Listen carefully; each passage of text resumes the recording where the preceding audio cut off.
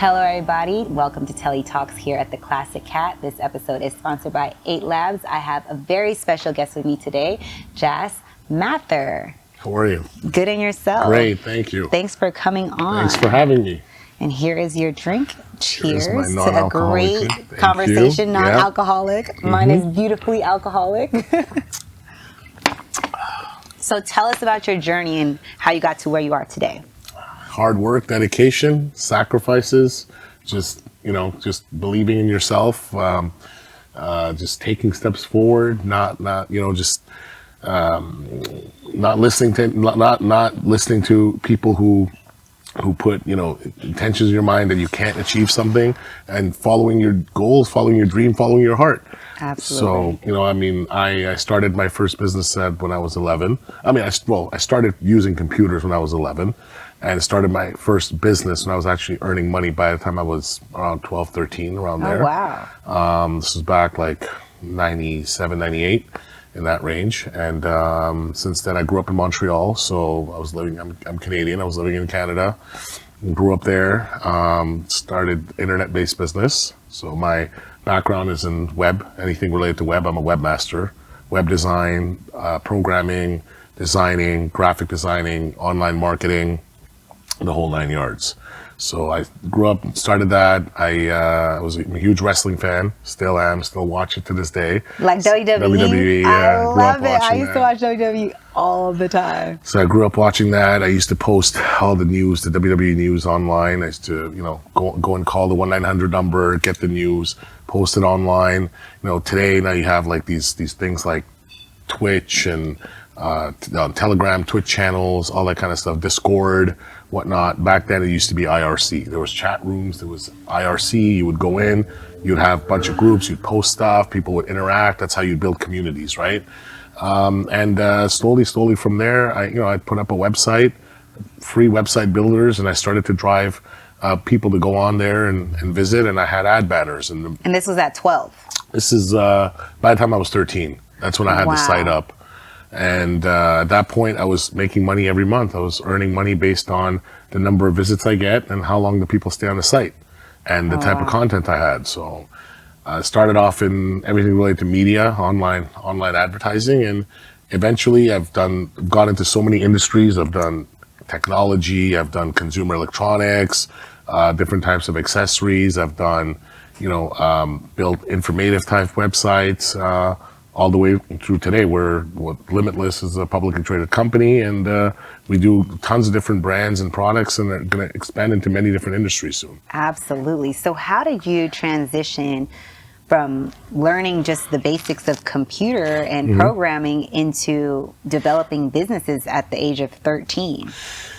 My family's always been into, my parents had their own businesses, so I was grew up into that environment. And then, I always wanted to buy a lot of different things. I wanted a lot of cool things, and I just got a passion for it.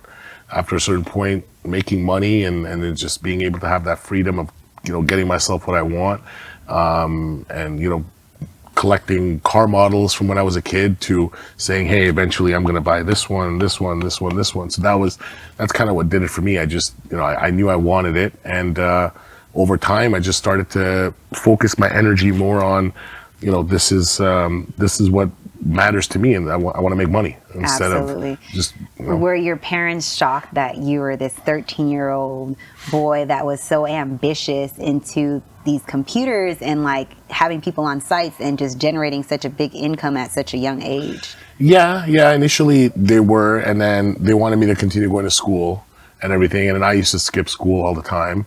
So, I would. And you were making money, so it's like at that point, how were you feeling about school? I was making in a month what the principal of the school was making in a year. That's insane. So I was like, I couldn't find the logic. I used to always say, if I want to make $1 million, how will someone in school teach me how to make $1 million if their wage is only $50 $100,000 a year. Yeah. How can they teach me? They would have taught themselves, right? Yeah, it's almost like that thing that Kanye says, like, why would I listen to you Correct. if you're not If doing you've not what done I'm it. doing Exactly. or had that experience? Exactly. It just doesn't make sense to. Exactly. And I believe that the thing that matters the most, yes, education is important. I would never say it's not for certain things. Absolutely. But what's more important than education is having experience and having tried something yourself. It doesn't matter how many times you fail. What matters is giving it a shot, because eventually you're gonna hit it. Like if you take, it's like taking an axe, right, and trying to hit a tree and breaking a tree. You're not gonna get it the first time. Right. You're gonna keep failing. You might hit that thing 10,000 times and fail, but eventually you hit it, the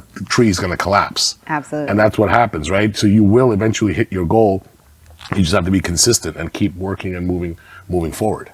So And that's what I did. That's an amazing journey. So from 13, you did your first business, and how did it trickle to so many more other businesses throughout the years? So I have a problem. It's a good thing and a bad thing. I can't stick to one thing. Mm-hmm. So I have to somehow keep myself busy with doing 10 things at the same time, or I get bored very easily. So if I'm looking to say, I want to enter this business and I make it over here and I make it to the top, it's easy for me. It's done. So I have no more interest in continuing. I need to find creative ways to add more things, and they have to be challenging, because if it's not challenging, it's not fun. It doesn't make sense. So it doesn't make any sense. So, and it doesn't end up being worth it. No, it doesn't end up being worth it. So I just, and I feel like what happens is when you're trying to do many things at the same time and you're trying to connect them all together somehow and create an ecosystem, I'm not saying do 10 things that are totally unrelated. Ultimately, they have to all, mesh. They have to connect in a certain way. But it makes it, not only does it make it challenging and rewarding in the end, but it puts a lot of pressure, because now you're dealing with having to look, upkeeps a lot more things. Your overheads will be probably a lot more. So I like pressure. A lot of people like it easy. Right. I like pressure because the challenge. The challenge and the pressure, because it gives you that. Correct, because it gives me the adrenaline. Right, exactly. I get the kick that I need in order to stay focused on that track that I need to, or else I'll do it fast. I'll finish the work in 20, 30 minutes, and I won't have anything else to do for the day. That is insane. So It's like, okay, like let's say you're starting a new business, right? Mm-hmm. And you're like, okay, I have the blueprint on what it takes to make it to the top of this business. How long does that usually take you to generate something and get to the maximum potential of it? So I don't believe there's a maximum potential in anything. I think that there's no ceiling, especially when you're dealing with e-commerce and anything online. There really is no ceiling, because you can't, and the industry I'm in is health. Look good, feel great. I call it look good. I don't even want to call it health. I call it look good, feel great, because everybody has that one thing in common in this world. They all want to look good. They all want to feel great. Absolutely. So, and this specific industry is $1 trillion industry, right? Now you're combining inner beauty products, outer beauty products, wellness products, self-care products, just overall from tangible to intangible, to consulting, to services, to all kinds of different things, to life coaching. Like you can't hit, not one person can say, hey, I'm number one. It's not possible. There's so many different pieces to the puzzle. So to be known as a household brand, yes, that's possible. To be a pioneer in the industry, to be someone that made a difference and did something and people recognize, wow, like this guy really did something remarkable, or this girl did something remarkable, that's possible. But to say, hey, look, to hit the top of saying there's a ceiling, I believe there's no ceiling in this industry. Absolutely. Never going to end. Absolutely. I can definitely agree with that, especially with the way that you put everything, because it's just like, how can you strive for more? Correct. If there's a limitation? Correct. So that goes into your brand, Limitless. Correct. It's completely limitless. Correct. And explain to me how the brand came about. Yeah. And how it's public. So it was a word that was coined, a friend of mine who came to visit me once in LA many years ago, he spent a day with me, and he flew in the morning and he had to fly back in the evening. So we had to do a bunch of things throughout the day, from LA all the way to Orange County and back and whatnot. So he saw me, the way he saw me operate, the things I was doing from the road and going from location A to B to C to D to E, and with the traffic and how many things we got done in a matter of a day. He said, this is crazy. You're limitless. He's like, I don't understand how you're doing all these things. On one hand, you talk on the phone about topic A, on the other hand, someone's calling you about topic B, and you're just shifting conversations like it's water, like it's nothing, right? So he said, you're limitless. And he's like, this is, and then he's like, you know what? He's like, this is actually a good name. And I'm like, thinking about it, I'm like, well, limitless mind, limitless potential. And at that time, I had another friend who is a biochemist, and he had a formulation for a very, very, very strong and powerful nootropic, which would allow you to basically, you take it and you're laser focused for like 12 hours. It's so like, literally like the movie Limitless. Literally like the movie Limitless. Like it's like Adderall, but without like the prescription aspects of it being an herbal based. So I said, this is very interesting. So at that time I said, you know what, let me go and let me take a look at the movie Limitless and whatnot. And so this was right when the movie 2015. came out. This was 2015. This was after. So I went, so as funny as this may sound, these morons never registered a trademark. Oh, wow. They let it die. That is so insane. I ended up registering the trademarks for NZT48 and the Limitless pill. Wow. And basically I got the trademark certificates, and I created the product. So that's how this thing came about, was to launch one product called NZT48 and also the Limitless pill, and have this capsule that people take, which is a focus pill, which is a nootropic. And, you can unlock your true potential in your brain and achieve what you want with your mindset, which is healthy, which is not going to be like Adderall where you go up and you go down and you start feeling anxiety and depression and whatnot. There's like no waves of it. Correct. There's no waves at the end. So that was the initial play. And then the slogan for the company that I had was reinvent yourself. Now, the reason why it's reinvent yourself is because that's what everybody wants in life. So, because today, look, everyone's looking at social media. People are trying to, become a better version of themselves, whether it be internally or externally. Absolutely. They all want to, enhance their looks. They want to look younger. They want to do all these things. So, is that all possible? Yeah, it's possible.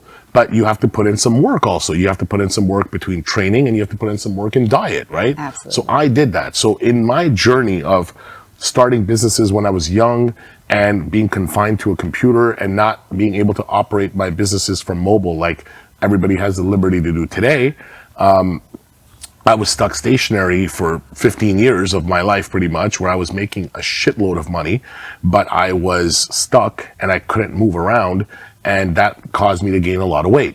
So I sacrificed something, right? So it's the beginning, what I said of hard work, dedication, sacrifice. Absolutely. So all three I did. I sacrificed my personal health in order to make a lot of money. And there came a point where I realized that my health is more important to me because I had the money. So then I decided to shift and focus more on health. And I ended up losing over 250 pounds, which I did naturally over a course of years and years and years. Losing weight, tightening my skin, putting on muscle, understanding nutrition, understanding diet, understanding the importance of getting blood work done, understanding, cholesterol levels, thyroid levels, estrogen levels, testosterone levels, A to Z, the whole 9 yards, right? And this took 10 years. It's just 10 years, still I'm putting in the work every single day. Absolutely. But to me, health, wellness, fitness, the gym, all that changed my life. And that's what motivated me to get into that industry, where I said, hey, look, this did it for me. And I didn't do it taking all kinds of different supplements. I did it by actually putting in the work and eating clean and, not taking things that were left, right, and center that I actually didn't believe in any way, right? Absolutely. So, and I, believe it or not, I told myself I'm never going to get in the business of selling supplements. As I said, when I first lost weight, I didn't take anything. Right. So I said, I'm never going to sell supplements because I don't believe in this shit. But there came a point where I lost so much weight and I was just skinny, that I was basically skinny fat. So I was very thin.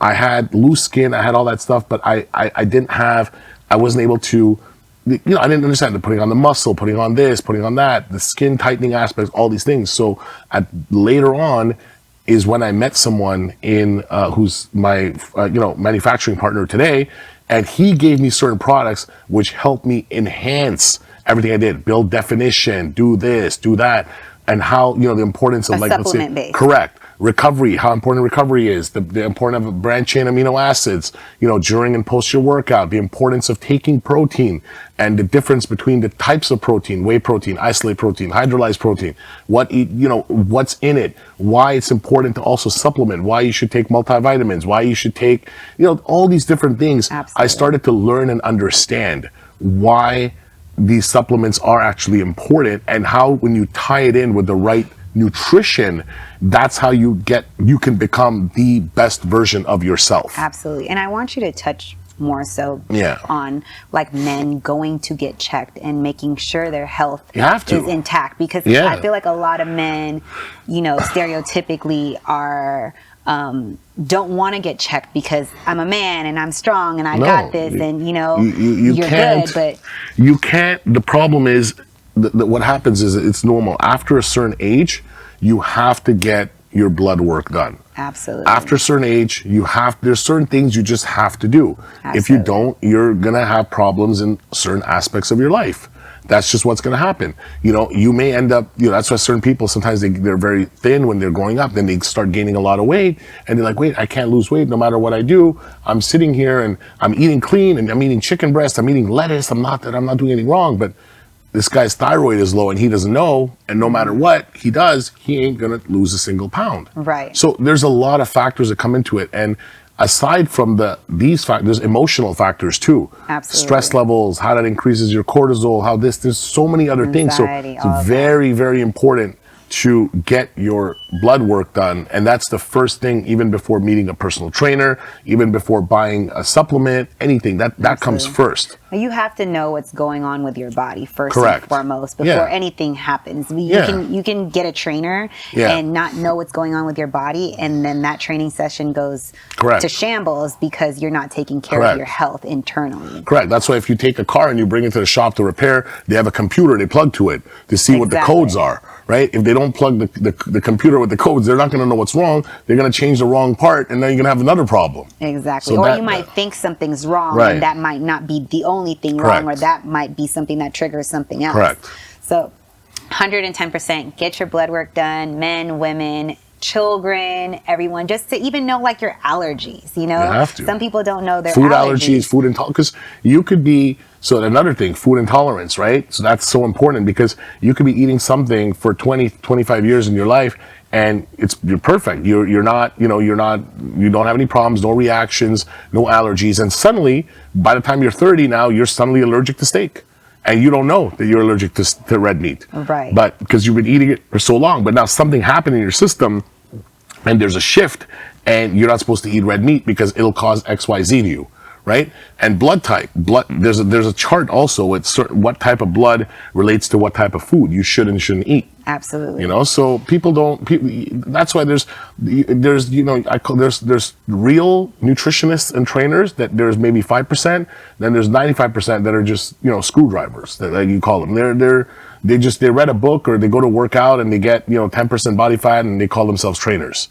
So you got to be careful too, like the credentials of who you work with and who you have that's going to help you, with your body, and what type of qualifications they have. Absolutely. So when you got into the business of Limitless, Yes. did you study all of these things when it comes to like your nutrition Yes. and your blood work, and just, so it wasn't just like, I'm coming out with this pill that can just generate unlimited mindset. No, physical, I took and all time of to that. understand the different ingredients, and even like the legalities, because some ingredients, like, okay, for instance, they're banned in the US but not in Canada, or vice versa. Or if you take the same product and you want to export, let's say, to the UAE, certain ingredient you can't have in there, right? So you got to understand legalities also, country by country, what's allowed, what's not allowed, the formulation, why this and this and this combined together with a certain amount of dosage will give you such and such a result. So I took time to, understand all of that. I mean, I'm not an ingredient specialist by any means, but I know enough of the basics to know, hey, these are the functional ingredients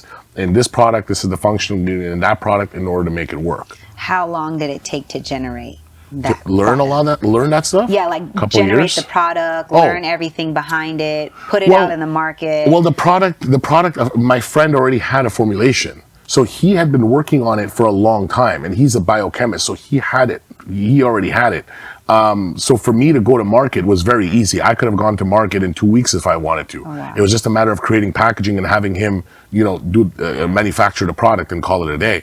But I spent 3 years from the time that I met my friend with that formulation and to the time I launched the product in market, I spent 3 years. And then for it to be at a public point, how long did that take? For the company to be public? Yes. For the company to be public, it was done last year. It's been a year since we're public. That's fast. Yeah, for the company. Yeah. So it's That's been a amazing. year. Congratulations. Thank you. So we went public last year, and now we're uplisting to New York Stock Exchange in the next 3 to 4 months. Oh, that's amazing. So that's the last step for me in my journey. That's like the last step of the ladder to be at NYSE or NASDAQ. At a top tier 1 exchange in the US. And from there, what happens, I fall right back down to the bottom of another ladder. Because there's, like I said, there's no limit to how you're going to go. Absolutely. So now, once you're up here, you go back to the bottom because now you're dealing with sharks all the way to the top. So now I gotta find my way to say, okay, my private business, I made it to the top here. Now I'm on a major exchange listed. I gotta take this and make the stock be worth a currency to get to the top here. Absolutely. And then start doing acquisitions, buy out other brands, brands that are really doing well, but they have poor management, kill their management, save 20-25% there, bring the brands in, start doing acquisitions, add assets to the books, and eventually grow the market cap, grow the shareholders, and build a $1 billion empire. Absolutely. So, and you have multiple different businesses. Was Limitless the first? And then you trickle down into like CBD or no. So Limitless, the way I did it is Limitless is basically an agency. It's an advertising agency. So Limitless doesn't own the brands or the products. The individual brands are owned by me privately, and they're licensed into Limitless. So I own the brands. I started each brand with my own money, and I funded each one to, and they still sell privately, and Limitless has an agreement with them to do the sales, to do the manufacturing, and so on and so forth. Eventually, the goal is for Limitless to go and acquire these brands one by one at a certain point, and if a brand is doing very, very well, we would do a spin-off and have it, become its own entity. That makes sense. And where, like, in your head, where one brand has to correlate with the other so it all makes sense? So eventually what's going to happen is, see, where everything makes sense is very simple. We're at a point now where, because we have a customer database of over 7 million people in the past 2 years. And that's with all the brands? With all the brands combined. So with all the brands combined between 2020, post-COVID, 2020 August and today, we have I don't know how many orders we've shipped, but we have over 7 million unique customers. That's amazing. So we're at a point now very soon, after we cross that 10 million mark, we're going to become more of a data company than a direct-to-consumer products company. And what happens when you're a data company, now we take that data and we're going to start offering different types of products and services to the same clients to better understand the demographics of each person. And eventually what happens is, it's not about only fitness products or skincare products or hemp-based products.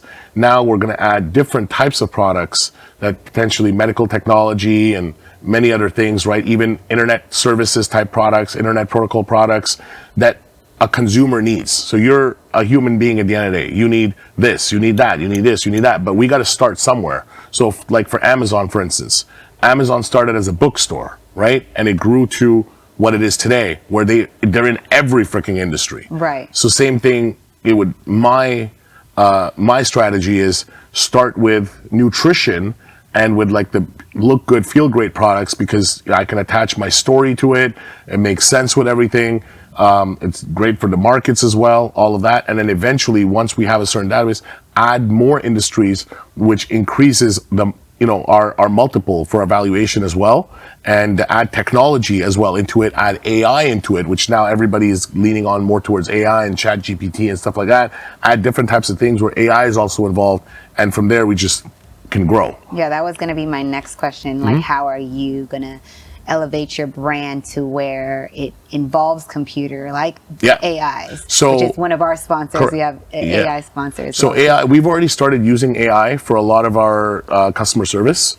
Like we have, our call center, like our call center, we have a couple hundred people in there. So we've already started automation. I'm all about building automation. Absolutely. And in the back end of this business, that eventually will come out at some point, we have our own proprietary CRM software, which have been developing for the past, I'd say 6.5 years almost. Oh, wow. So that's our own technology. It's a proprietary, which, it's a CRM combined with a payment gateway, everything all together, which is to manage all our online campaigns, to load balance everything.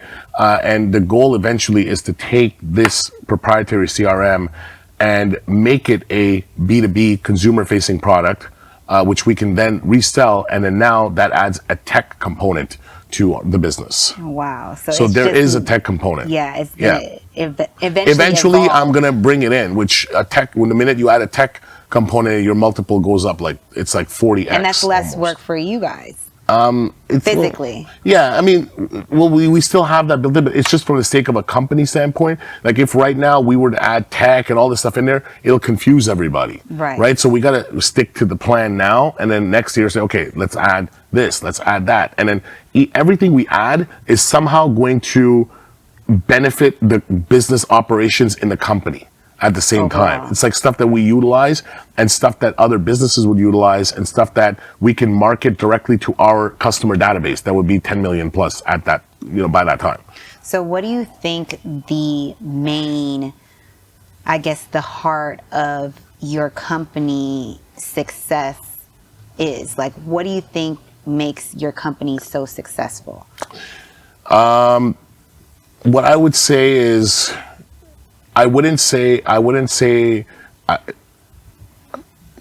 would make it successful, what makes it successful now is obviously our numbers, but what would make it successful for me, and when I feel satisfied and say, hey, look, I've done it, is when we've been able to change a lot of people's lives. Absolutely. When we've been able to make an impact in that way, the way I did for myself, to in the same way say, look, we've launched these products with with these type of products and with the type of service that we offer, and our team, we've helped people actually transform and change their lives physically, mentally, spiritually, in every aspect. That's amazing. Like from the journey to where you started to where you are now, to the weight loss, to just incorporating everything in your brand and making it healthy and just a lifestyle change. Because I feel like health starts with your lifestyle completely changing. Correct. When your habits change, your life changes. And I feel like you've gotten to a point where it's like, you're the type of person that you know what you want and you're going to get what you want. And I feel like Limitless, as far as the brand goes, just is completely your aura, and your energy it's never going to end. You're going to go from one thing to the next, but you're going to master everything. Correct. You're not going to half-ass it to where you're only putting in a little effort in one thing or a little effort in another thing. You're getting multiple things done all collectively and spreading yourself fully. And learning along the way. Absolutely. So what do you think the biggest challenge for you is when you're handling all these businesses? What is the hardest thing? Finding people to work. Finding the right people to work, and the right people with a vision. Everybody wants to be a millionaire. So finding somebody who wants to be a millionaire is not hard. But finding somebody who actually wants to put in the work and actually wants to learn and understand, and who can believe in himself. And even if he doesn't know something, can say, hey, you know what? I'm willing to learn. I'm willing to take a back seat, learn and adapt, and actually, take a step forward and try something new. And, that's the hard part. Do you feel like it's hard to find employees has the same work ethic as you do? Because I feel like sometimes when I work, it's like, you know your work ethic. I'll never be able to find anybody that will do exactly one-to-one what I would do, because ultimately it's not their business. Right. Even though they have shares, even though they're shareholders, even though whatever, no one can understand your passion except for yourself. Maybe one or two people if you're lucky. And in my case, look, I am lucky. I have a handful that are very, very good. And the more they see me work, the more they get involved in work. So it's like a never ending thing at this point, because they love it. and they believe in me, and then they believe in themselves because I believe in them, and they know if I'm going to go higher, they're going to go higher with me too. Absolutely. And I'm taking them along for the ride. So, I'm grateful and thankful for that. But what happens is in the long run, it's very hard because people, especially when it comes to trying to find people in LA, they just don't want to work. Oh yeah. They do not want to work. They want the handout. They want the handout. They want the shortcut. They want to find the quick money from here, quick money from there. I mean, none of that quick money lasts. Yeah, at the end and of the then day. it just It does doesn't not make it last. worth it. It doesn't make either. it worth it. You don't know what to do with it. You don't know how to properly use it. You're not learning anything new. It's just boring. And then you're looking at your life later. Yeah, okay, what? You'll make $1 million, but it doesn't mean anything. $1 million is nothing. Yeah, and it goes so fast too. Yeah. Oh yeah. So what do you think the hardest thing in developing a business is? The hardest thing in developing a business is for the person to stay committed. Because what happens is someone will have an idea and they'll say, hey, I want to do this idea. But like human nature in general, they'll go and ask friends. Hey, what do you think? What do you think? Spread the word. Spread the word. Rule number one, never talk about something until you have it done. Absolutely. I agree. Number two, you're going to tell people, they're going to criticize it. And then it's going to change your mindset. Should I do it? Should I not? Should I do it? Should I not? Number three, someone's going to intentionally distract you with something else along the way so that you don't have the time to focus on what you want to do because they're too lazy to do something in their own lives that they can't see you want to accomplish something in yours. Absolutely. So the hardest thing is to believe in yourself and be able to block out the noise and just do your part and bring it past the 50% stage. If you're bringing it past a certain stage and then let people see. But it's taking that first step, the first 10 steps. Absolutely. I preach it all the time. Like you cannot grow in anything that you do if you don't believe in yourself. Correct. Whether that's business, relationships, even with your children. Like, I don't know. Let's talk about relationships. How do you have children? Are you in a relationship? No, I don't have children. I'm in a relationship, but I don't have any children. Yeah. Would you like children? Yeah, for sure. Yeah, 100%. Oh, we have 8 children. So, and Deontay wants 4 more. And I'm like, I don't know if it's cheaper by the dozen, or I don't know where you're getting. He's like, I don't know where he's getting this 12 from. And he's like, I like even numbers. I'm like, we're at 8, so it's pretty even. Like, I don't know what his logic is, but now it's like he just likes number 12. And then I feel like once we get to 12, it'll be 13. And, it's already hard to travel with everything. Yeah. Like, you have to coordinate and just, it's a lot of work. So, and I'm sure, we're all too familiar. And that's the reason. So you actually need more time to raise a child than you do for your work. Yes. So I told myself, I'm like, look, I want to wait till a certain age before. And it takes a village. Right. Because at the end of the day, I don't want to be able to say, hey, I'm too busy focusing on my work. I don't have time for my family. And kids don't remember work or don't know work. They're innocent beings in this world, and all they want is time. Correct. And that's kind of where I'm kind of like, all right, let's hold off because you're working and I'm working and we're both busy, that we don't get to spend time with the kids the way we want to spend time with the kids. COVID was amazing for us because we had all the time in the world, and we taught them all how to swim and stuff. So it got really fun. But as far as like, just more kids, I'm like, well, we don't have more time. So how would we have more kids? And, I just don't want to have so many kids that we have like the nannies raising the kids, and it's just not, time with your parents. Because that goes on to your adulthood, and it goes back to like, I feel that your morals and your standards and your goals and your ambition all relates back to how you're raised, and just that trickles on to you being an adult, your work ethic and how your parents raised you or how they worked, and it just, you're teaching, so I 110% believe that the more time you have is the perfect time to have kids.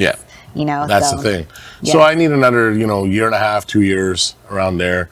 I'll be more, I won't be working the crazy hours I do now. I work crazy hours every day. So. I can imagine. How does your normal day, I want to say normal, how does your day look? So first of all, I live 3/4 of my year, I live in a plane.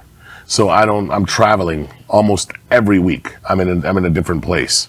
When I'm in LA, every day I'm up at 3:00 in the morning. Oh, wow. 3 o'clock in the morning, that's when I start my day. I go to bed at 3 o'clock in the morning. I have to start early because I work, I have offices in Europe, I have offices in India, I have, clients all over the place. So, and an East Coast time. So it's getting up at 7, 8 o'clock, 9 o'clock here. For me, I'm done. Like it's game over. So I'm up at 3 o'clock in the morning. I start my day, get to do a little bit of work. Then 5 a.m. I'm in the gym until 7 a.m. So every morning. And then from there, I'm continuing on with my work, and I'm going on and on and on and on and on until about 6, 7 p.m. Whatever happens throughout the day, meetings come here and there, back and forth, but I pretty much wrap up by about 7 p.m. I'm in bed by 8, I'm done, I'm wrapped up. Oh, wow. Yeah, so you weekdays. wake up super early. Yeah. How do you manage everything, with so limited time, with different countries? Yeah. And do you have a planner? Do you have No. How do you schedule No assistant. everything? No assistant. I would lose my mind. They would lose their mind. So I don't think anybody keep up with me. Like, I can't call someone else to tell me to make a schedule. I just do it myself. So I just put my little stuff in the calendar. I never used to use the calendar up until like the beginning of the year. I put everything in the calendar as I have to do it, my calls, my meetings and stuff. And I have, in my company, I have different departments. Mm-hmm. So I have people running those departments. So I'm communicating with them all day. We have everyone in the Slack, we have our WhatsApp channels, we have our Telegram channels, and, everything is on one computer. So it's just, chats. It's, window. We have like 100 windows open, 4 screens, and just type away. How do you keep up with all, 100 windows? I have a photographic memory. I remember everything. Oh my goodness, that is insane. I just couldn't. I did ayahuasca, right? I don't know if you're familiar. I know what it is. Okay, yeah. So I did ayahuasca, and literally my first journey in my ayahuasca journey, mind you, I was going to go over there and think I was taking care of Deontay, and I ended up, there's no TV, there's nothing to do. So here I am in an ayahuasca journey that I did not have no intentions on doing. So my first journey, my first trip, I closed my eyes and I saw Polaroids of my entire life, flash in front of my eyes. So that was just making me flash back into my ayahuasca journey of your computer and what it looks like, of just all these different windows that are opened up and how you're managing everything at one time. Yeah, that's what it is. But I'm so used to it because I've been doing it for so many years now. It's over 2 decades, It's so I've been doing it for so long that I'm so used to just maneuvering a computer. How do you prioritize everything? Is it color coded? No, because every day there's something new. I mean, we have projects that are we have right now, let's say there's 6 projects we're working on. So we know in those projects what the tasks are, right? And as a task is completed, we go on to the next one. So generally the tasks all come in order. You can't go to task 7 without completing task 2. So we have a list of how we go through them. Now, anything comes in between, there's room to blend it in, emergency situations, things like that, some phone call for something. I just blend everything in. And I figure out who gets a call first, who gets a call back later, just depending on my level of priority. So if 4 people are calling me at the same time to talk, and I can't talk to all 4, I'm going to say, hey, look, I'll call you back. I'll be like, okay, which one is more important? All right, this one? All right, call this one first. Call this one second. So that's how I prioritize it. Does it ever get to a point where it's so strenuous or exhausting to you just to manage so many things at one time with sometimes no assistant, no help? No, sometimes things happen. With, I have assistants in the sense of not for planning, but in the sense of hey, I need to go pick up this, I need to go grab that, or hey, run over here, grab me this. I have that whole system in place, in multiple cities. But what ends up happening is, sometimes if I have a crazy day, I'm doing back to back. I'm I need a break for 2 minutes. Just go grab a cold towel and just put it on my head, and that's it. Then recharge for 2 minutes and start all over again. 2-minute recharge. That's insane. I can't even imagine how your friend that came and saw you. Yeah. It's very hectic. It's it's fast. My life is fast. I'm working on my phone while I'm working out. I'm doing ab crunches. I'm working out at the same time. I'm doing phone calls. It's constant, nonstop. Do you ever have vacation time where you're just decompressing, no work at all ever? I've never taken a real vacation till now. Oh, I mean, wow. I think I did.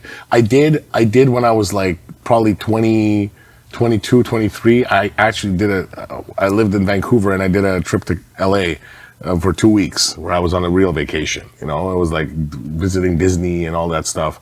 But I haven't since then. I haven't taken like a real vacation. Like, but now I take off on the weekends. So it's rare. Like if it's like a certain, let's say for like this past weekend, there was a health convention, right? So I had to go because it was on the weekend. It was no other day. Right. So I had to go on the Saturday. But generally Saturdays and Sundays I don't work. So like completely phone, like shut down, no, I have phone. I always have my phone on. Right. I always have my phone on, but I'm not working. I'm not doing anything. It has to be. See, in our business, you can't really stop working because it's a transactions business. The transactions are going through when we sleep. Transactions are going through in the morning, right? So anything can happen. With our software that we can have a merchant account issue. We can have a technology issue. We can have any issue that we need to fix right away. So there's always a 24-hour team that's there online. And there's certain things that I have to be involved for that nobody else can really do or understand, you know? So I'm the architect of the whole software that we have. So I always have to like be there to be able to oversee in case of emergency. But on weekends, generally, like I'm working, I'd say 5%. So what if there's a situation, God forbid, knock on wood, that something happens to you or you don't have access to your phone? Mm-hmm. Who is the point of contact? Do you have someone that's a point of contact that might know everything that you know or a majority of what you know? No, so there's not one person, but there's like 5 people put together that could do it. Oh, wow. Yeah. So it would be like a conference call. It would be like 5 of them together would be able to do it. But one alone can't do it. Impossible. Because the one person here will understand everything to a certain degree, but not know what to do when he gets here. This one here knows what to do, not know what to do when he gets here. So they'd all have to like tie the knot together to figure it out. Oh my goodness. Yeah. So do you ever like wonder if a situation was to happen to where you have to have someone, like one person that's a point of contact to know everything? I'm working on that. So the problem is, you know, it's they can't learn it overnight. Absolutely. It's a slow and steady. It's a slow and steady process. And I feel like too, it's more like categories of like, okay, you know the like marketing aspect right. of like it, for example, the like business aspect. Yeah, of like it. I can't explain, like I may be able to teach them everything, but I can't teach them architecture of a software. I can't teach them if we need to build a new module tomorrow that needs to look like, hey, if a rule, like create a rule, if X situation happens with an order, then create an automated rule that it produces Y, right? I can't, like, they won't be able to think of that because they're not programmers. Right. So they haven't ever, like, you know, it's like asking someone who builds condo complexes, it's like asking someone who is a musician how to build a condo complex, right? Absolutely. It's like they won't know what to do. So it's just like building, right? So you have to understand that business. So it's very hard. Oh, that's so yeah, they might be able to understand intense. everything, but they won't understand creative either. So my background is in creative. Like I do the designing, the branding, the look and feel of it. You know, that's what I focus on. That's a lot of responsibility on you. Yeah, so they won't have an eye for it. You know, like they'll understand the business, but they won't understand, hey, this looks nice, or hey, this is ready to go to market, or no, this needs to be changed, this packaging, how to make the texture, how to make the print, whether it should be foil print, whether it should be matte laminate, whether it should be spot, you want gloss, you don't want gloss, you want, they won't think of all that. They don't know it. Right.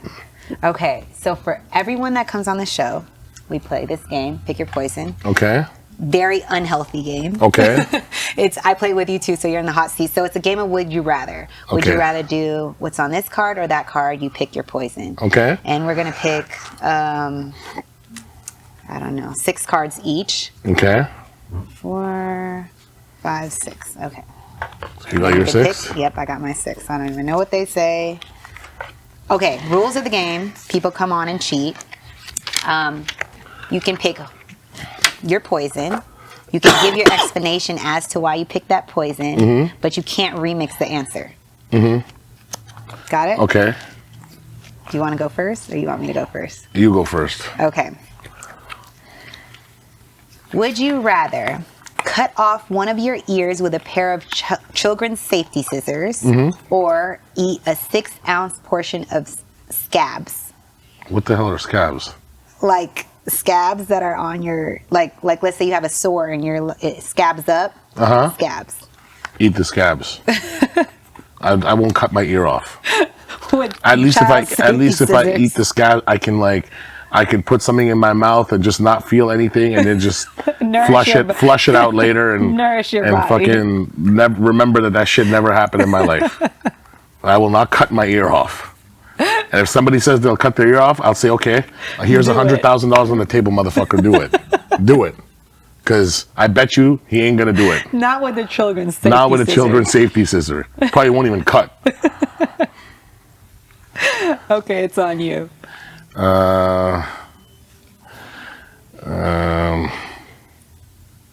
I have to choose 2 cards? Yeah, and then I would have to pick the poison. It's every time. They're all bad. Shit. All right, I got one for you. Okay. What would you rather do? Have your significant other leave you for your best friend, or get your grandmother addicted to heroin? Oh, that's both bad. Honestly, like, I love both dearly. I only have one grandmother left, so I wouldn't want her to be addicted to heroin. I would rather my man leave me for my best friend, and hopefully it's a one and done type of situation where it was like, hey, we had to do it, and that's it. But my grandmother addicted to heroin, I couldn't fathom to watch that. Yeah, because then it's a done deal. Yeah, I couldn't at least the best friend thing, that could be like a one and done type of situation. They're both tough. Okay, next question. Would you rather have a naked picture of you published on the front of New York Times or pee a little every time someone says your name? Pee a little every time someone? Just go pee every time someone says my name? Yeah, just a little bit. But then what if they say it 100 times I can't go to the bathroom? Or just probably when how sometimes you can't control your bladder. There's people that can't control their bladder. Like if someone says your name, it's just like a little pee comes out. Oh, every time it just automatically says your name. The New York Times naked picture. You talk to too many people. New York Times. Yeah, New York Times naked picture. It's on you.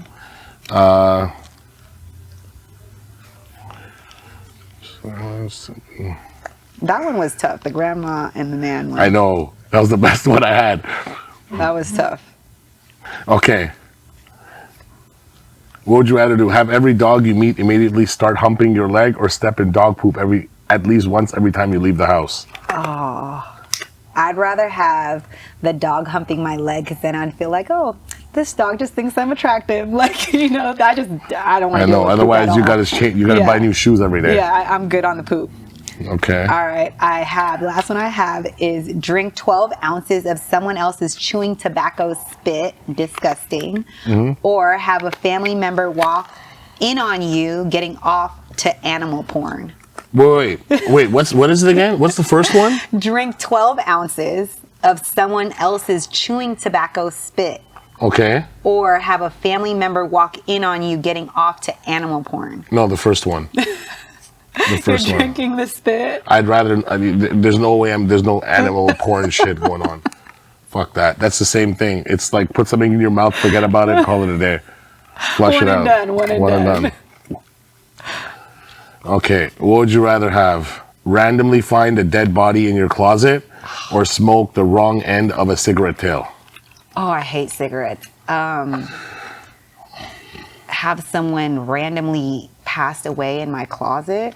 Randomly find a dead body in your closet, or smoke the wrong end of a cigarette tail? I'm smoking the cigarette tail and just burning my mouth, and hopefully it's not that bad, because I literally meditate in my closet, and I just feel like that's my safe space.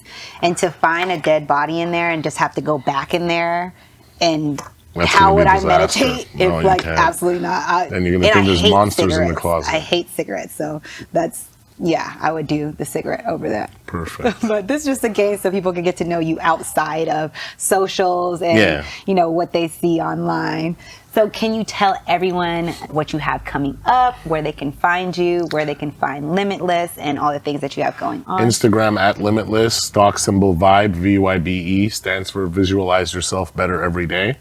And what I have coming up is literally limitless. A lot more things, a lot more exciting ventures, a lot of mergers and acquisitions, and you know, pretty much nowhere near done. It's the ending of one journey, starting of another. And you know, just believe in yourself and go after your goals and dreams. Absolutely. And tune into all the things that Jas has going on. Tune into Limitless and the growth of the company. And that is it for Telli Talks.